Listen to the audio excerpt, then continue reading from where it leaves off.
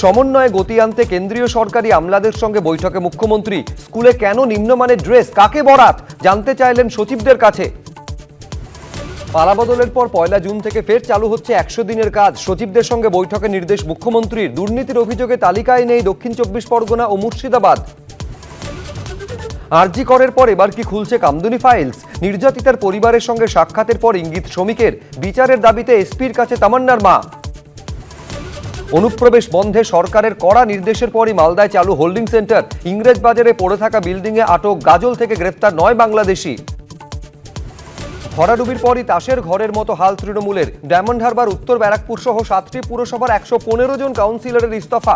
কাঁথিতে বসল প্রশাসক। পুর নিয়োগে বেলাগাম দুর্নীতি, বারবার তলবে এদিনও গড়হাজির। প্রাক্তন খাদ্যমন্ত্রী রতিন ঘোষকে ফের ইডির নোটিশ। 1 জুন সিজিওতে হাজিরার নির্দেশ। দীর্ঘ 4 দশকেরও বেশি অভিনয় জীবনে 400-র বেশি সিনেমায় অভিনয়। পদ্মশ্রী পেলেন প্রসেনজিৎ চট্টোপাধ্যায়।